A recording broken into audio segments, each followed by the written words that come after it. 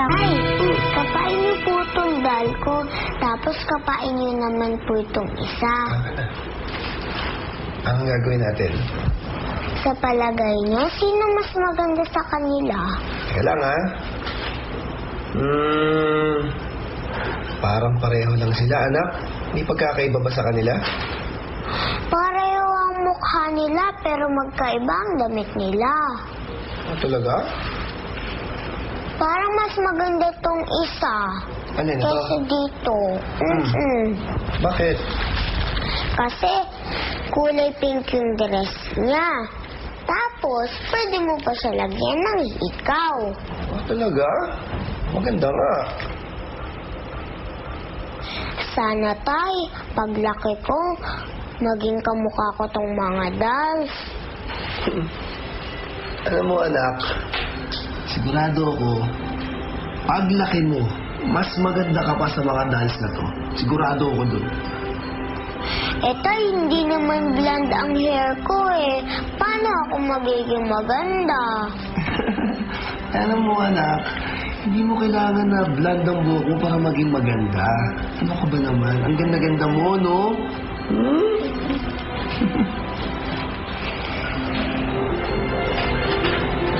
Sana makita niyo po ako paglaki ko. Sino po ba talaga kumuha ng ice niyo?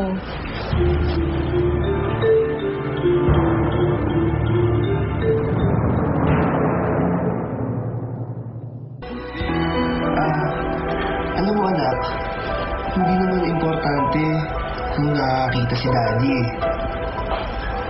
Kahit di ako nakakita, alam kong napakaganda mo. Ha? Tay, gusto ko pong makita niyong maganda ako eh. Ikaw talaga, ang kulit-kulit mo. Basta maniwala ka na lang sa akin, maganda ka. Alam mo, tay, meron akong nakitang babae sa ampunan. Matangkad siya, maganda siya. Parang dahil siya na naging tao. Ba talaga? Honey, what's wrong with you? Kanina ka pa walang email.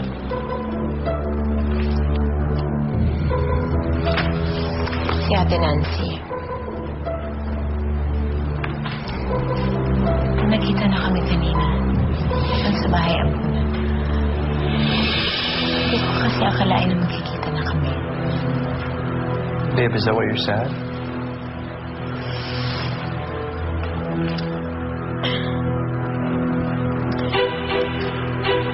Kasi galit pa rin sa akin si ate. After all these years, di pa rin niya ako pinapatawad. Ganun talaga si Ate Nancy. Matigas talaga siya. Pero alam mo, masaya ako para kay ate kasi may anak na pala sila ni na James. That's good. You met her already? Yeah, she's a cute kid. Kaya lang ayaw ko ipakilala ni Ate Nancy dun sa bata na kapatid niya ako. Alam mo, naisip ko, yung edad ng kid na yan, pareho siguro sila ni Angela ko. Nandito pa rin si Angela sa atin. Honey, please just don't think about that too much. Kasi I hate it when you're malangkot. Not really all that sad. Naisip ko lang na yung anak ni Nancy could have been my Angela. Kaso, sabi ni nanay, masama daw ugali niya. Bakit? Sino ba yun? Nakilala mo ba yun? Hindi po. Pero parang galit si nanay sa kanya. Natalie, anak. Pumunta ka na sa kwarto mo. Sige na, matulog ka na. Hindi ka pa pagod sa kakalaro. Ika na, ika na. O, kiss mo na sa tatay. Kiss mo na. Good night, baby. Good night, nanay. Good night, tatay. Good night. Good night, pa.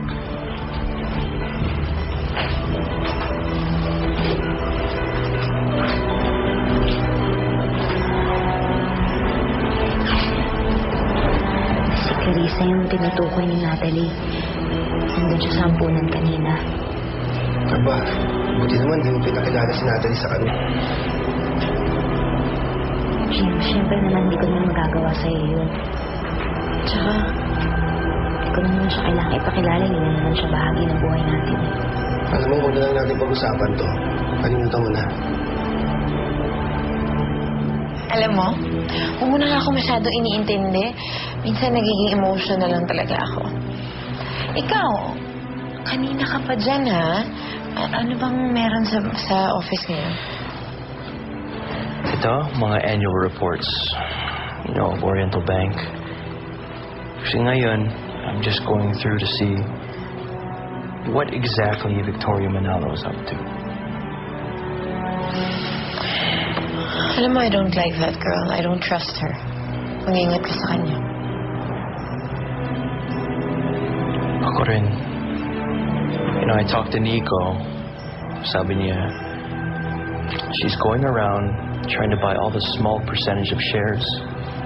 That way she can get a majority of control. Kailangan unahan mo siya. I know, babe. Pero, huwag kang mag-alala. Okay?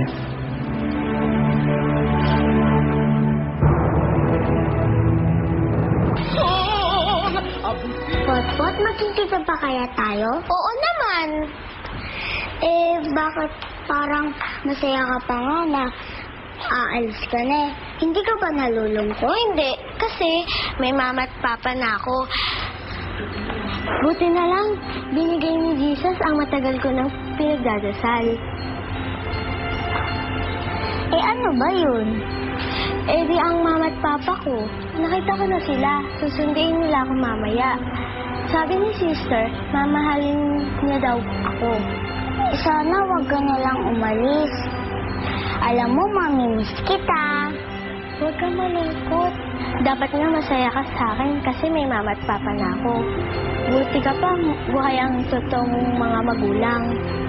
Ngiti ka naman dyan. Kung ako sa'yo, bigyan mo na ng dal mo. Ano ka? Iniisaan mo na naman ako, ha? Isa lang naman, eh.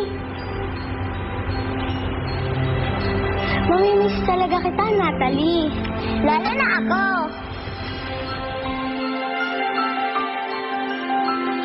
Bless us, O Lord, and these thy gifts, which we are about to receive from thy bounty to Christ our Lord. Amen. In the name of the Father, the Son, the Holy Spirit. Amen. Ayan. O, pila na kayo. Para lahat makakain na. Maraming salamat sa dala mong mga pagkain, ha? Sobra-sobra na nga yung ginagawa mong pagtuturo sa kanila. Nako, sister, wala po yun. Parang kinakabahan nga ho ako pakakulangan yung pagkain. Parang dumami ho yung mga bata ngayon.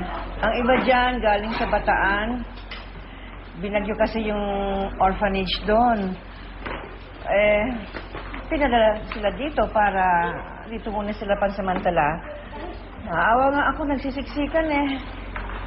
Pinapagawa niyo na ba? Sister, pwede po ba akong tumulong sa fundraising para maipagawa na po? Alam mo, ang laki ng damage. Hindi namin alam kung saan kami kukuha ng pera. Bukas, pupunta kami doon para tingnan namin kung ano pa ang pwedeng gawin. Pwede po ba akong sumama? Gusto ko rin po kasi makita kung gaano kalaki yung damage para po ma-estima ko kung magkano po yung magagastos.